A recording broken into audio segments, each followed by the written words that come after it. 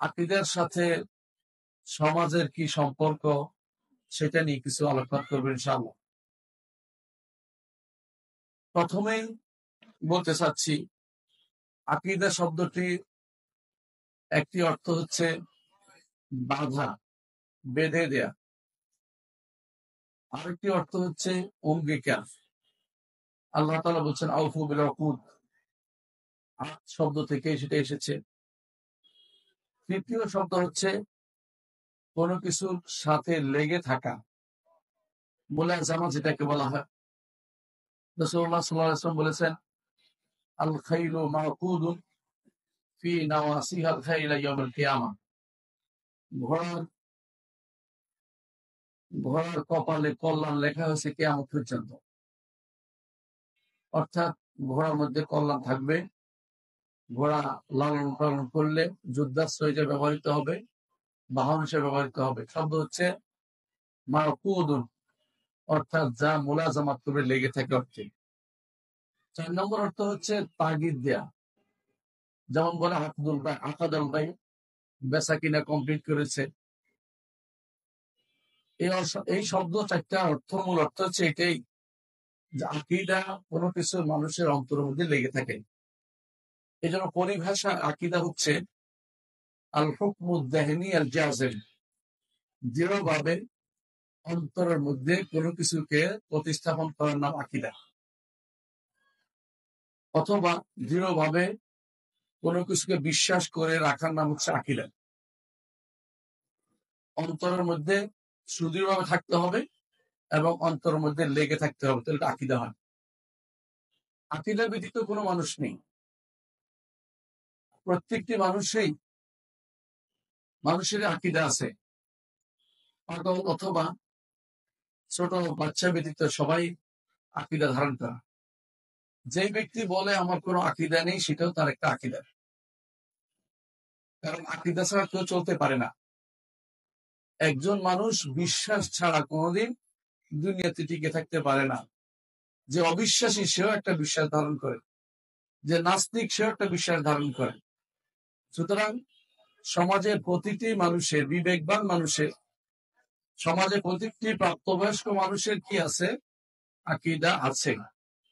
একটা সমাজ যে আকীদা নাই বা আকীদার প্রভাব নাই এটা বলা যাবে না। আর এটাও বলা যাবে না যে আকীদা ফেক, আকীদার প্রয়োজন নাই, এমন কথাও বলা যাবে না। আকীদা হচ্ছে মানব জীবনের পরম এবং চরম সম্পদ, যার কারণে মানুষ জীবন দিতেও প্রস্তুত হয়ে যায়, যার কারণে মানুষ ভাই ভাই শত্রু হয়, যার কারণে একে অপরকে কাছে টেনে নেয়। দূরের সালমান ফারসি আর হাবশার বেলাল রাদিয়াল্লাহু আনহু একসাথে চলাফেরা করতে পারে আকীদার কারণেই। আর চাচা ভাই আবু লাহাব রাসূলের সাথে শত্রুতা পোষণ করে আকীদার কারণেই। সুতরাং আকীদা বিশ্বাস, আকীদা হচ্ছে এমন জিনিস যেটা কোনোদিন কেউ অস্বীকার করতে পারে না, যে আমার নাই এ কথা বলতে পারে না।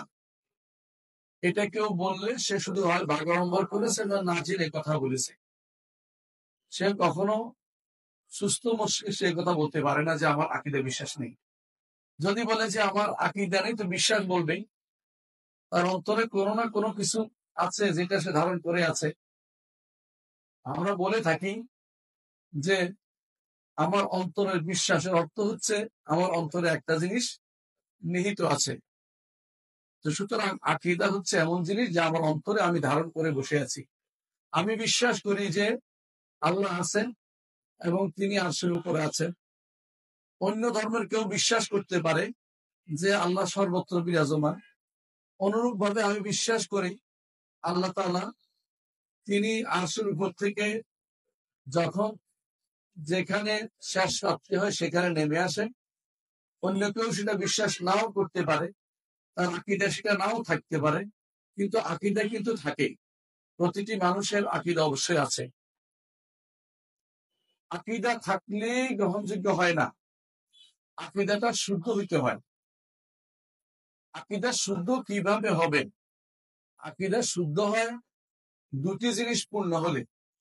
1 নম্বর হচ্ছে উৎসটা যদি শুদ্ধ হয়, 2 নম্বর হচ্ছে বাহকরা যদি বিশুদ্ধ হয়। দুই জিনিস পিওর পাওয়া যেতে হলে ইসলাম ছাড়া অন্য কোনো দিনে আপনি সেটা পাবেন না। আমাদের উৎস শুদ্ধ, কোরআন নিজেই ঘোষণা করছে লা রাইবা ফীহি, আর হাদিস আল্লাহ তাআলা হেফাজত করেছে। সুতরাং আমাদের উৎস, আকীদার উৎস শুদ্ধ। আর আমাদের যারা বাহক আছেন তারাও বিশুদ্ধ। আমাদের আকীদার বাহক হচ্ছেন নবীগণ, রাসূলগণ। সুতরাং এখানেও কোনো দ্বিমত করার সুযোগ নাই যে আকীদা তো সবাই গ্রহণ করে, কাজটা গ্রহণ করব। কারণ আপনি তো বিশুদ্ধতাই গ্রহণ করবেন। বিশুদ্ধ গ্রহণ করতে হলে 2টা জিনিসই লাগবে, উৎসটা শুদ্ধ, আকীদার বাহকরাও শুদ্ধ, বিশুদ্ধ পরিশুদ্ধ মানুষ। আকীদা হচ্ছে সংবাদ, একটি সংবাদ যেখানে আপনার কাছে নিয়ে আসা হবে, আপনি সবসময় বলবেন সংবাদটার উৎস কি, সংবাদটার উৎস কি। দ্বিতীয় হচ্ছে উৎস, যারা সংবাদটা নিয়ে আসছে তারা কারা। এই দুদিক থেকে বিশুদ্ধ আকীদা কি সেটা আপনি বুঝতে পারবেন। ইসলাম হচ্ছে একমাত্র বিশুদ্ধ আকীদার দিকে আপনাকে আহ্বান জানাচ্ছে। ইসলামই একমাত্র বিশুদ্ধ আকীদার দিকে আপনাকে আহ্বান জানায়। এটাকে ঈমানও রাখতে হবে, এটাকে বিশ্বাসও করতে হবে, এটাকে প্রচারও করতে হবে যে ইসলাম ছাড়া অন্য কোনো আকীদা পরিশুদ্ধ হতে পারে না। কারণ তাদের উৎস অনেকের শুদ্ধ নেই, অনেকের বাহক তারাও পরিশুদ্ধ বলে প্রমাণিত হয়নি। সুতরাং বিশুদ্ধ আকীদা যদি ধারক বাহক শুদ্ধ হয় এবং যদি উৎস শুদ্ধ হয়, সেটা বিশুদ্ধ আকীদা হবেই হবে। সেজন্য আমরা বিশুদ্ধ আকীদা সেটাকে বলবো যেটা কোরআন এবং সুন্নাহর মাধ্যমে এসেছে এবং যেটা আমাদের কাছে বিশুদ্ধভাবে এসে পৌঁছেছে। এর মাধ্যমে আমরা নির্ধারণ করতে পারি যে বিশুদ্ধ আকীদা হচ্ছে সেটাই, যে জিনিসটি আমার অন্তর দৃঢ়ভাবে ধারণ করে, যেই জিনিসটি আমার অন্তর বিশুদ্ধভাবে আমার অন্তরে গিরা দেয়, গিট্টু লাগায়, চলে যায় না, আটকে থাকে অন্তরের ভিতরে, সেই জিনিসগুলো। কিন্তু কিসের সাথে জড়িত? গায়েব জিনিসের সাথে জড়িত।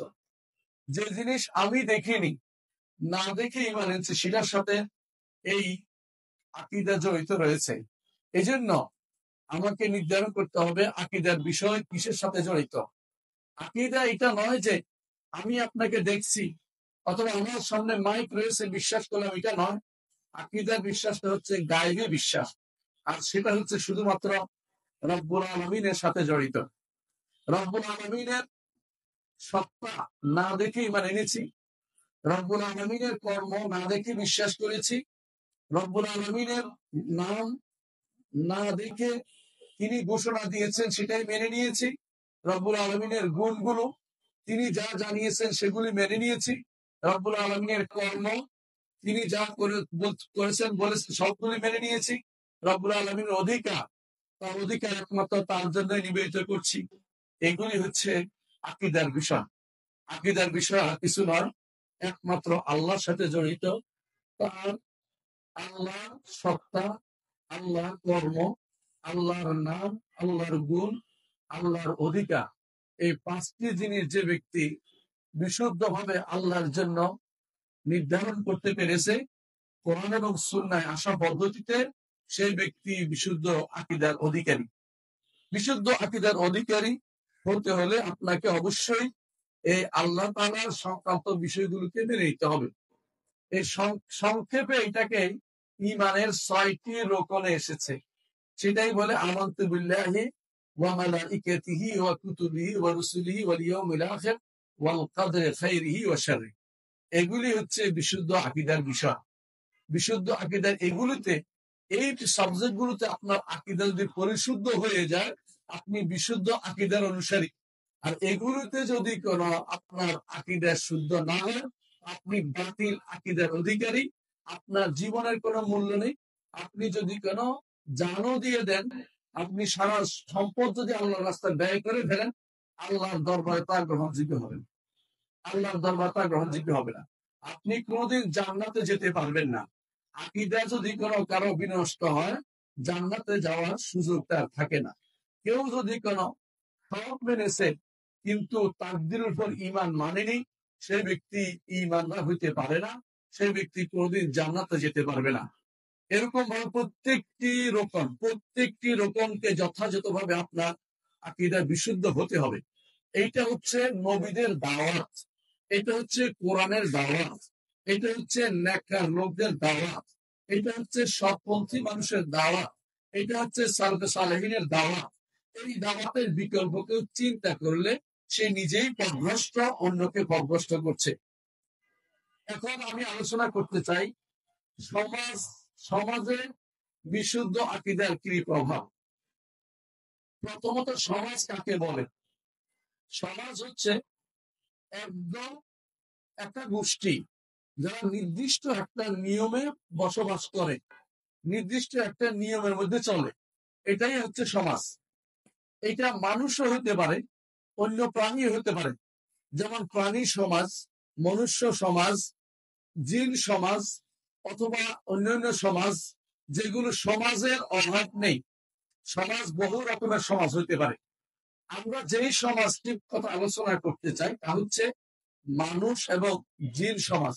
এদের জন্য আল্লাহ তাআলা আকীদাকে, বিশ্বাসকে নির্ধারণ করার জন্য স্বাধীনতা দিয়েছেন, অন্য কাউকে স্বাধীনতা দেননি। তারা ইন কুল্লু মান ফিস সামাওয়াতি ওয়াল আরদি ইল্লা আতির রহমানি আবদা, সবাই আল্লাহর দাস হতে বাধ্য, আল্লাহর দাসত্ব সবাই প্রকাশ করে।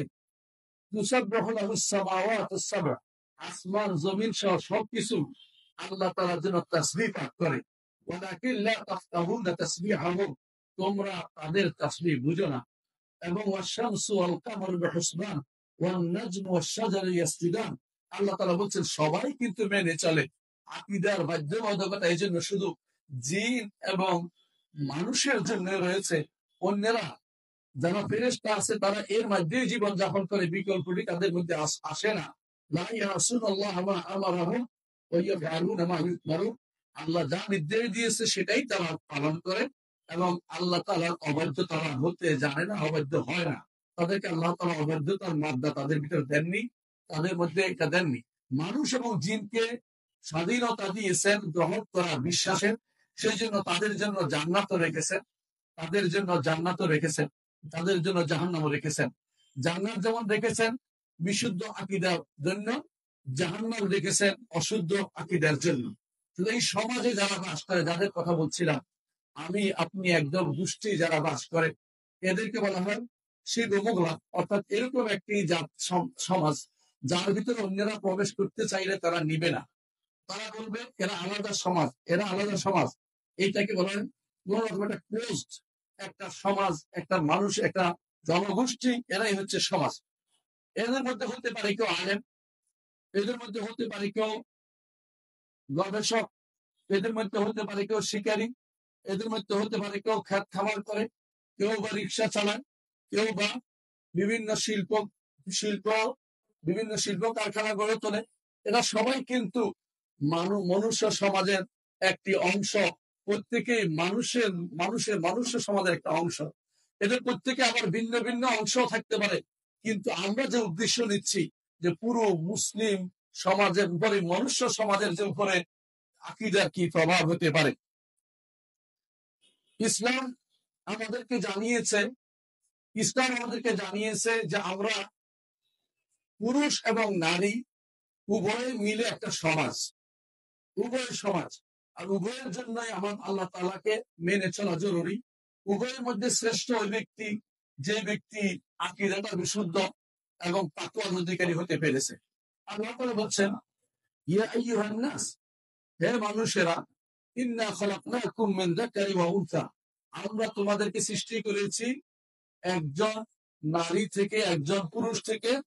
ওয়া জাআলনাকুম শুউবান ওয়া কাবাইলা লিতাআরাফু, তোমাদেরকে করেছি শুউব, অর্থাৎ অনারব যারা তাদেরকে শুউব বলা হয়, ওয়া কাবাইল এবং গোত্র, এদেরকে করেছি এভাবে ভাগ করে দিয়েছি লিতাআরাফু, যাতে একে অপরের মধ্যে তোমরা পরিচিতি লাভ করতে পারো।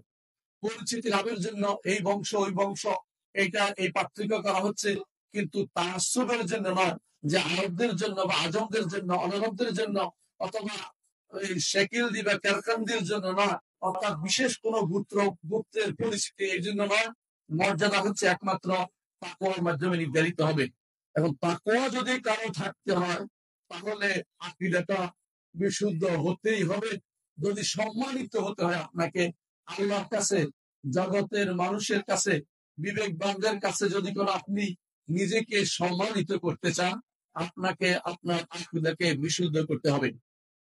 সম্মানিত উপস্থিতি, আমাদের বর্তমান সমাজের কিছু চিত্র তুলে ধরছি, তারপর প্রভাব উল্লেখ করব, আকীদার প্রভাব। আমাদের বর্তমান সমাজ দুভাবে বিভক্ত। সমাজ একদিকে নিঃশেষ হওয়ার পথে। নিঃশেষ হয়েছে কিভাবে? তাদের মধ্যে অধিকাংশই মুসলিম হয়েছে, তাদের জন্মসূত্রে মুসলিম বলে। আমাদের যে সমাজটা আমরা বাস করি, মুসলিম সমাজে অধিকাংশই মুসলিম হয়েছে, তারা পিতামাতা মুসলিম ছিল বলে মুসলিম হয়েছে। আরেক গোষ্ঠী মুসলিম হয়েছে কারণ তাদের ভোটার লিস্টে মুসলিম নামটি আছে, সেই জন্য মুসলিম হয়ে গেছে, অথবা জন্মসূত্রে মুসলিম বলা যেতে পারে। এই হিসাবে ওয়ারিশ সূত্রে মুসলিম, অথবা কেউ বা তাদের ভোটার লিস্টের মুসলিম, এই অবস্থায় তারা আছে। এদের অধিকাংশই দিন সম্পর্কে জানে না। অধিকাংশই দুনিয়ার অনেক কিছু জানে। আল্লাহ যা বলেছেন সেটাই সত্য। তিনি বলেছেন ইয়ালামুনা যাহিরাম মিনাল হায়াতিদ দুনিয়া ওয়া হুম আনিল আখিরাতি হুম গাফিলুন। দুনিয়ার জীবনের যে প্রকাশ্য যে যে প্রকাশ্য দিক রয়েছে, এটা এরা ভালোই জানে, কিন্তু আখিরাত সম্পর্কে তারা গাফেল। এর অর্থ হচ্ছে দুনিয়ার জীবনকে তারা জানলেও আখিরাত সম্পর্কে তারা জানে না। এটাই হচ্ছে বর্তমান চরিত্রের, বর্তমান সমাজের একটি চিত্র। তারা আখিরাতকে ভুলে বসে আছে।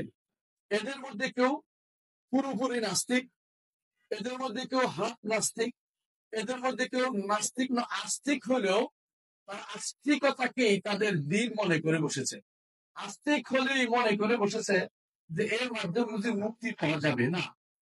শুধু আস্তিকতা দিয়ে আল্লাহর দরবারে কোন মুক্তি পাওয়ার আশা আপনার আমার কারো থাকবে না। আস্তিকতাই কোন আমাদের উদ্দেশ্য না, ঈমান পরিপূর্ণ থাকাটাই উদ্দেশ্য। এটা হচ্ছে বর্তমান সমাজের একটা গোষ্ঠীর অবস্থা, যারা মৌলিক বিষয়ে তারা ইনহেলার অবস্থায় আছে, ভালো অবস্থায় নেই। যে যেমনে পারছে এমনি আকীদা বিষয় গ্রহণ করে বসে আছে। আরেকটি গোষ্ঠী আছে যাদের উদ্দেশ্যই খারাপ, মুসলিম সমাজে বাস করে কিন্তু তারা মুসলিমদের বিরুদ্ধে কাজ করে, মুসলিম ইসলামের বিরুদ্ধে কাজ করে। এইরকম লোকের অভাব নেই আমাদের সমাজে। আমাদের সমাজে আরেকটি গোষ্ঠী আছে, বেদাত নিয়ে চলাফেরা করে। এদের কাছে বেদাত, এদের কারো কাছে বেদাত হাসানা সাইয়্যা ভাগ করা। এদের আরেক গোষ্ঠীর কাছে বেদাত নিজেই যেন সুন্নাহ হয়ে গেছে।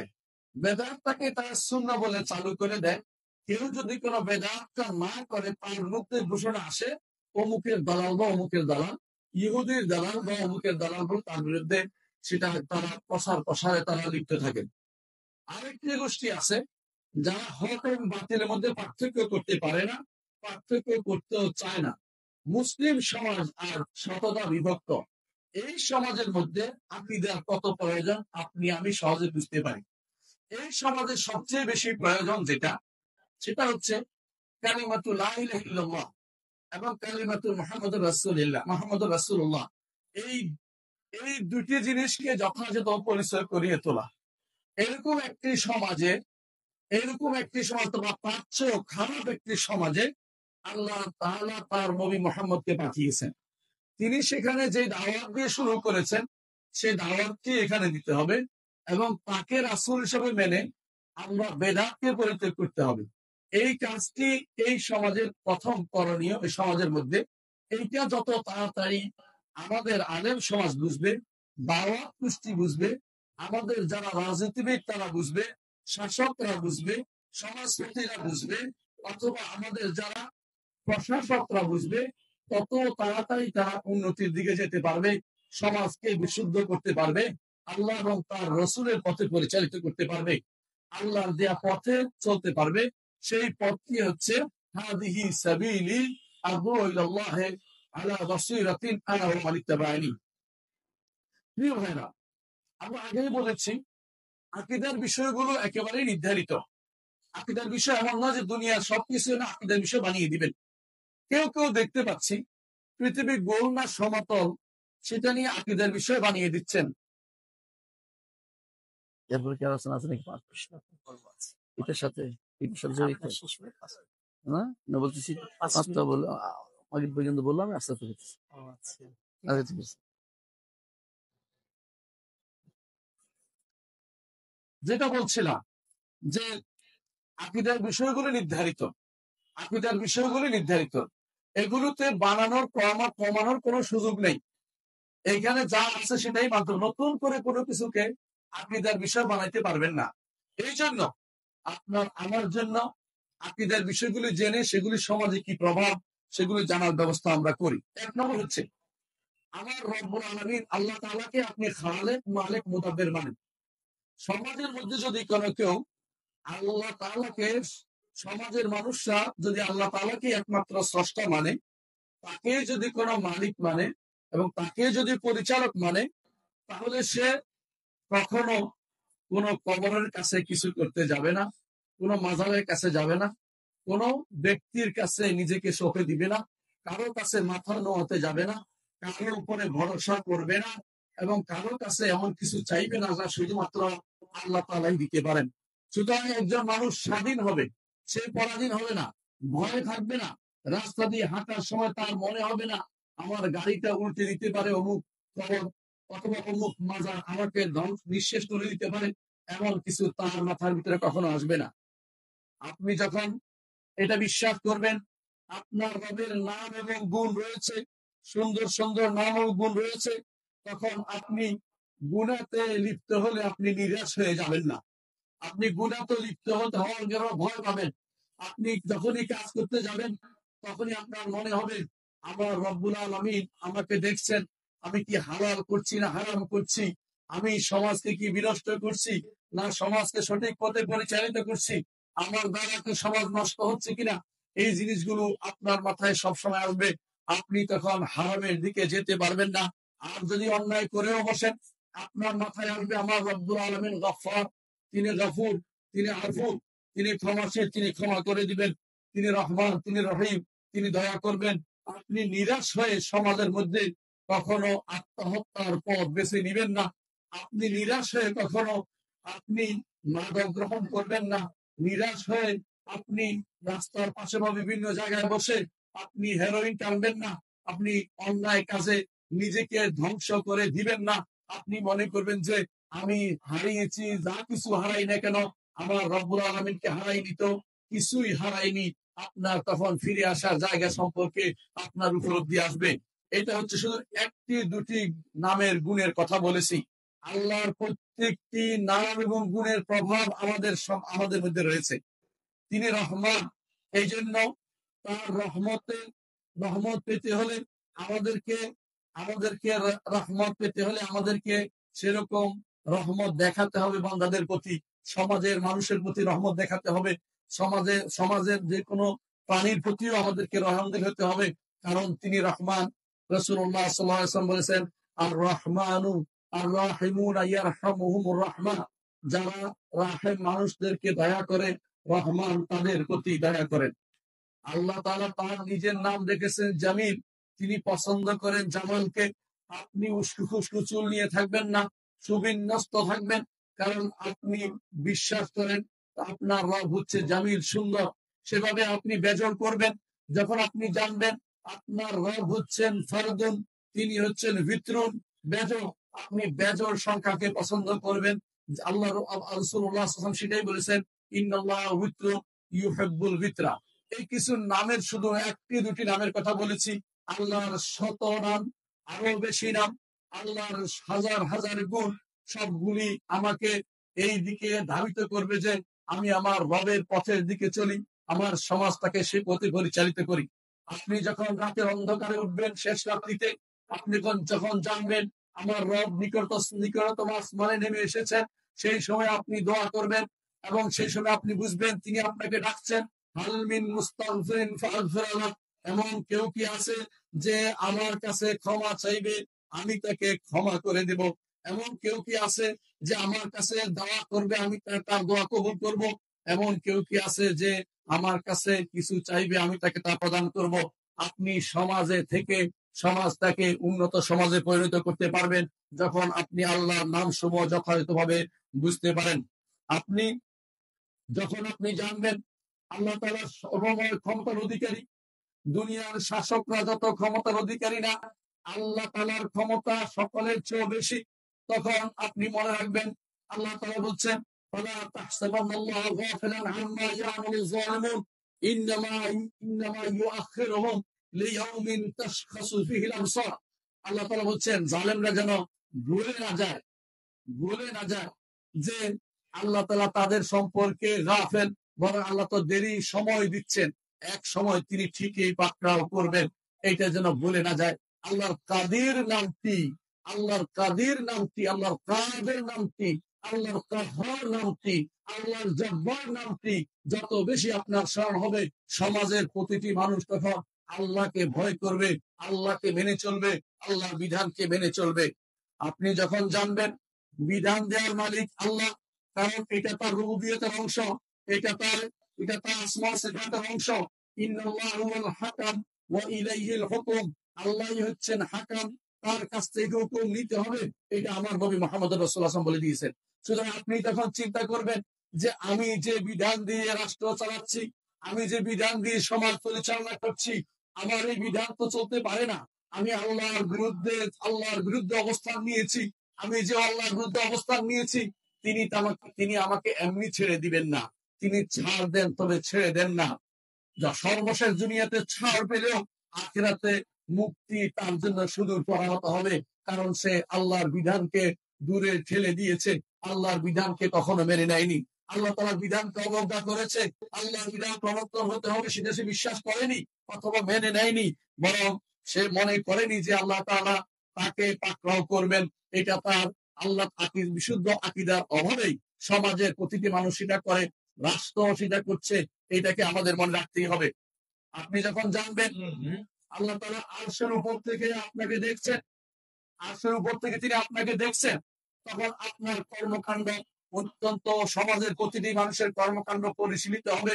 সে বুঝবে আমার কর্মকাণ্ড কিন্তু রেকর্ড হচ্ছে, ফেরেশতারা রেকর্ড করছে, আমার কর্মকাণ্ড আল্লাহ দেখছেন, তিনি সব কিছু জানেন। আহসাহুল্লাহু ওয়া নাসু। তখন সে সাবধানী হয়ে যাবে। আল্লাহ তাআলা কোরআনে কারীমে সেজন্য তার নবীকে বলছেন, আল্লাযী ইয়ারাকা হিনা তাকুম ওয়া তাকাল্লুবাকা ফিস সাজিদিন। আপনি যখন সালাতে দাঁড়ান, আপনাকে আল্লাহ দেখছেন। আরো বলেছেন, আলাম ইয়ালাম বিআন্নাল্লাহ ইয়ারা। এর বিপরীতে যেই ব্যক্তি আল্লাহ বিরোধী, সে কি জানে না আল্লাহ তাকে দেখছে? আল্লাহ অবশ্যই তাকে দেখছেন। সমাজ যদি বিশুদ্ধ হতে হয়, আকীদা বিশুদ্ধ না হলে সমাজের পছন্দ নাই, পছন্দ পাচ্ছেন না। সমাজ বিশুদ্ধ হতে হলে অবশ্যই আপনাকে আকীদাকে বিশুদ্ধ করতেই হবে, তাহলে সমাজ কোনোদিন বিশুদ্ধ হবে না। আপনি যখন 3 নম্বর পাঠ হচ্ছে এটা, আল্লাহর পরিমাণের পাঠ হচ্ছে আপনার ইবাদত একমাত্র আল্লাহর দিকে যাবে। সমাজ যদি কোনো ইবাদতের বিষয়টি আল্লাহর জন্য নির্ধারণ করে দেয়, আল্লাহর জন্য নির্ধারণ করে প্রত্যেকটি মানুষ যদি মসজিদমুখী হয়, একমাত্র আল্লাহর ইবাদত হয়, শিরক যদি সেখানে না থাকে, তাহলে আল্লাহ ছাড়া কারোর জন্য জবাই হবে না, আল্লাহ ছাড়া কারোর জন্য কোনো কিছু কর্মকাণ্ড হবে না। মানুষ সারাদিন চিন্তা করবে আল্লাহর সন্তুষ্টির দিকে, সেটাও আমাদের খেয়াল রাখতে হবে। আপনি যখন বিশ্বাস করবেন ফেরেশতারা লিখছে, আপনার সমাজের প্রতিটি মানুষ সাবধান হয়ে যাবে। আপনি যখন বিশ্বাস করবেন যে আল্লাহর কিতাবের উপর ঈমান আনতে হবে, এই কিতাবের মধ্যে আমার সবকিছু রয়েছে, আমার জীবনের মুক্তির জন্য যত কিছু দরকার আল্লাহর কিতাবের মধ্যে রয়েছে, আমার সমাজে তখন আল্লাহর কিতাব পাঠনের ব্যবস্থা হবে। আল্লাহর বিধান থেকে মুখ ফিরিয়ে থাকার সুযোগ হবে না। আল্লাহ তাআলার দ্বীন সম্পর্কে অনেকেই এখনো মুখ ফিরিয়ে থাকে, সে মুখ ফিরিয়ে থাকার অবস্থা তখন তৈরি হবে না। আপনি যখন জানবেন কিয়ামতের মাঠে আপনাকে উপস্থিত হতে হবে, তখন আপনার প্রতিটি কাজের জন্য আপনি সাবধান হয়ে যাবেন। আপনাকে মনে করতে হবে যে আল্লাহ তাআলা যেটা বলেছেন, আলা ইয়াযুন্নু উলাইকা আন্নাহুম মাবউসুনা লিয়াউম, তারা কি জানে না, তারা কি মনে করে, বিশ্বাস করে না এটা, আন্নাহুম মাবউসুন, তারা লিয়াউমিন আযীম, সেই মহান দিনে পুনরুত্থিত হবে, আল্লাহর সামনে নিতে হবে। এই কথা যত মানুষ স্মরণ করবে, ততই সমাজের প্রতিটি মানুষ পরিচালিত হবে, শুদ্ধ হয়ে যাবে, অন্যায় কাজ থেকে তারা দূরে থাকবে। আপনি যখন জানবেন হাসরের মাঠে আপনার হিসাব দিতে হবে, হত্যা করা থেকে বিরত থাকবেন। হত্যা করা নিয়ে আপনি বুঝবেন এটা হাসরের মাঠে বলা হয়েছে যে যাকে হত্যা করা হয়েছে তার মাথাটা নিয়ে হাজির হবে এবং সে বলবে, ইয়া রব সাল হাযা লিমা কাতালানি, এই লোককে জিজ্ঞাসা করুন কেন সে আমাকে হত্যা করেছে। আপনি যখন জানবেন যে রব্বুল আলামিন যা যা করি সব হাসরের মাঠে উপস্থিত করবেন, কারোর সাথে মিথ্যা আচরণ করবেন না, কারোর উপরে জুলুম করবেন না, কারো সম্পদ ভক্ষণ করবেন না। আপনি যখন জানবেন তাকদীর পূর্ব থেকে নির্ধারিত, আপনি হার বিদ্বেষ করবেন না, আপনি কখনো নিজেকে না পেলে আপনি আত্মহত্যা করবেন না, আপনি আল্লাহ সন্তুষ্ট মতে কাজ করে যাবেন, আপনি এটা বিশ্বাস করবেন আপনি যা পেয়েছেন তা কখনো আপনার থেকে না পাওয়ার ছিল না, যা পাননি সেটা আপনি কোনোদিনে পাবেন না, সুতরাং আপনি প্রচেষ্টা চালাবেন, না পেলে আপনি হতাশ হবেন না। এটা হচ্ছে বিশুদ্ধ আকীদার দাবি। আপনি যখন বিশুদ্ধ আকীদা যথাযথ পূরণ করবেন, তখন এই সমাজে বেদাত থেকে মুক্ত হবে সমাজ, বা শিরক থেকে মুক্ত হবে, এবং খোরাফাত যে সমস্ত অপসংস্কৃতি আছে তা থেকে মুক্ত হবে, এবং জিনা ব্যভিচার থেকে মুক্ত হবে। রাতের অন্ধকারে কি হয় সেটা থেকে মুক্ত হবে। মানুষ রাতের অন্ধকারকে ভয় না করে আল্লাহকে ভয় করবে। আল্লাহ তাআলা যে অন্ধকারে কি করছে সেটাও জানেন। তিনি জানেন অন্ধকারে, অমাবস্যার অন্ধকারে কালো পাথরের উপরে কালো পিঁপড়া যেভাবে বেড়ে ওঠা তিনি দেখতে পান। আপনার অন্তরের কোথায় কি আছে সেটা তিনি জানেন। ইয়ালামুস সিররা ওয়া আখফা, গোপন এবং গোপনের ভিতরে যারা যা আছে সবাই আমার রব্বুল আলামিন জানতে পারেন। সুতরাং যদি কোনো আকীদা এবং মানহাজ বিশুদ্ধ হয়, আপনার সমাজ বিশুদ্ধ হবে, আপনার রাষ্ট্র সঠিকভাবে চলবে, আপনার পারিবারিক জীবন সুন্দরভাবে চলবে। এই বিষয়টি যত তাড়াতাড়ি আমরা বুঝতে পারবো, ততই আমাদের লাভ রয়েছে। এই আকীদা বিশ্বাসের উপর ভিত্তি করে যে সমাজ প্রতিষ্ঠিত হয়েছিল, সেই সমাজ শান্তি আমাদেরকে দেখিয়ে দিয়েছে। যে সমাজে মুহাম্মদ রাসূলুল্লাহ সাল্লাল্লাহু আলাইহি ওয়াসাল্লাম ছিলেন প্রধান, যে সমাজে আবু বকর ছিলেন প্রধান, যে সমাজে ওমর ছিলেন প্রধান, যে সমাজে উসমান ছিলেন প্রধান এবং আলী রাদিয়াল্লাহু আনহু প্রধান ছিলেন, এবং সেই সমাজে আমাদের সালাফরা চলে গেছেন, সেই সমাজে শান্তি আর অনাবিল শান্তি ছিল। সুতরাং সেই শান্তি ফিরিয়ে আনতে হলে আপনাকে আমাকে বিশুদ্ধ আকীদা ছাড়া, বিশুদ্ধ আকীদার দিকে ফেরা ছাড়া আর কোনো পথ আমরা দেখতে পাই না। আমাদের দিকে, আমার আল্লাহর দিকে ফিরে আসুন, আল্লাহর দিকে ফিরে আসুন এবং বিশুদ্ধ আকীদার দিকে ফিরে আসুন। এই আহ্বান রেখে আমি আমার বক্তব্য শেষ করছি। সুবহানাকাল্লাহু ওয়া বিহামদিকা, আশহাদু আল্লা ইলাহা ইল্লা আনতা, আস্তাগফিরুকা ওয়া আতুবু ইলাইক। আসসালামু আলাইকুম ওয়া রাহমাতুল্লাহি ওয়া বারাকাতুহু।